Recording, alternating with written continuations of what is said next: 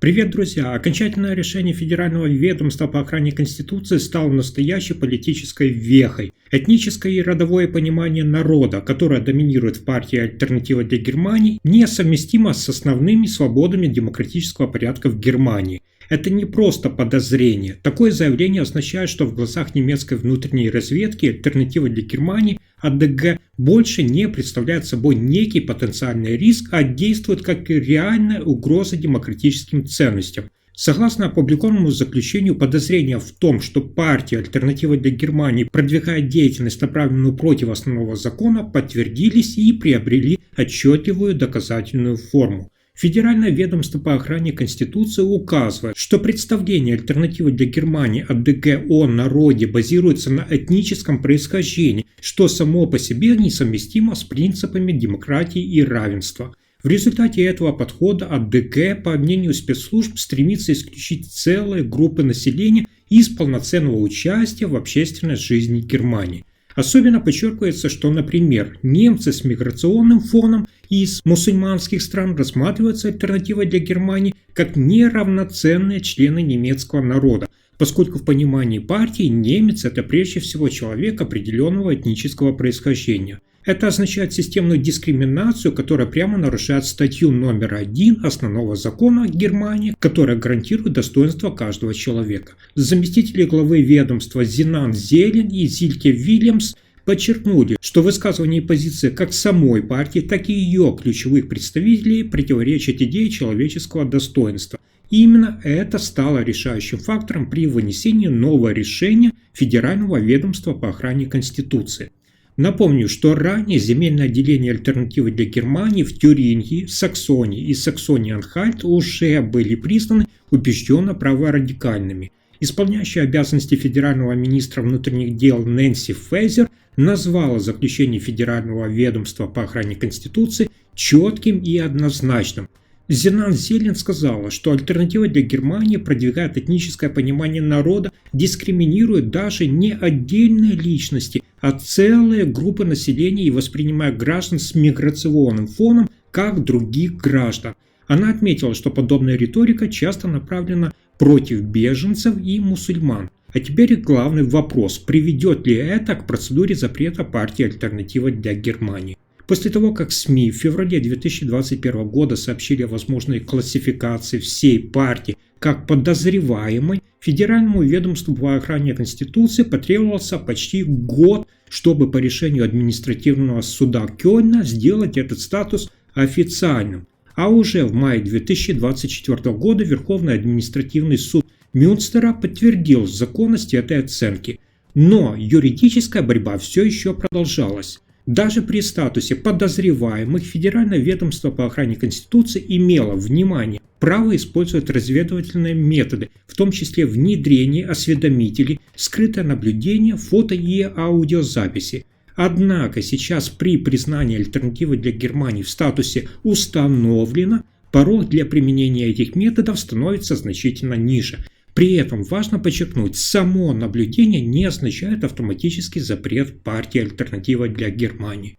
Для вашего сведения, подобный запрет может быть инициирован только Бундестагом, Бундесратом или федеральным правительством через обращение в Федеральный конституционный суд.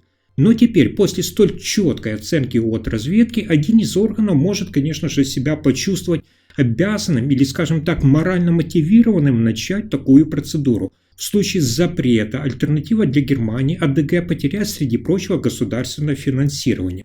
Решение о новом статусе партии базируется на объемном внутреннем отчете Федерального ведомства по охране Конституции, который содержит, внимание, 1100 страниц и предназначен исключительно для служебного пользования.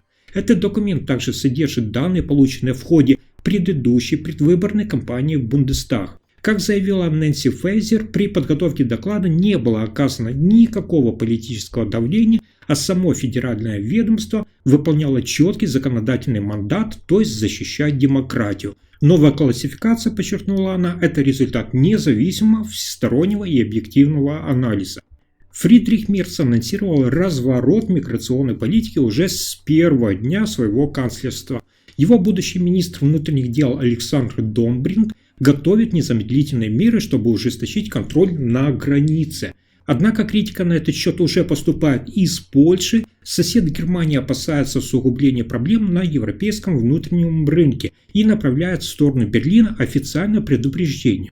Польский временно поверенный по делам Германии Ян Тамбицкий предостерег будущее немецкое правительство от планов усилить контроль на польско-германской границе.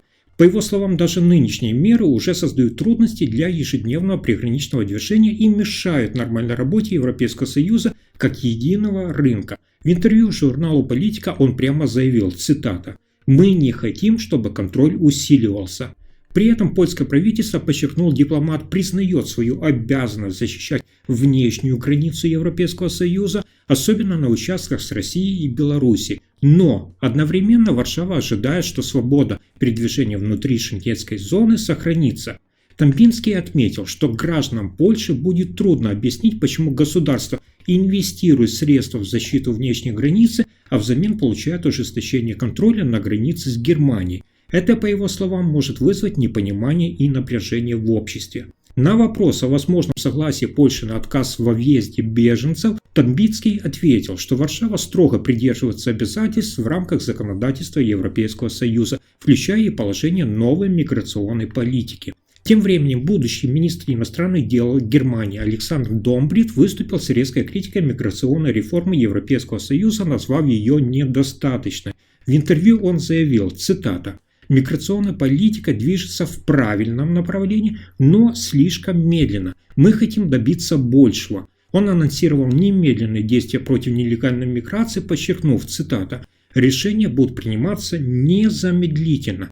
По его словам, границы не будут закрыты, но контроль будет значно ужесточен. Домбрин также дал понять, что приступит к активным действиям еще до официального вступления в должность, чтобы не терять время. Он уже ведет переговоры с европейскими партнерами, чтобы добиться более жесткой общей линии в вопросах миграции. Политик от ХСС, которого, напомню, возглавляет Маркус Зёдер, надеется, что с помощью перенастройки пограничной политики удастся ослабить социальное напряжение, вызванное высокими результатами партии «Альтернатива для Германии» на выборах. По его мнению, условия для изменения курса в новой черно-красной коалиции значительно лучше, чем это было при предыдущем большом коалиционном светофорном правительстве Олафа Шольца.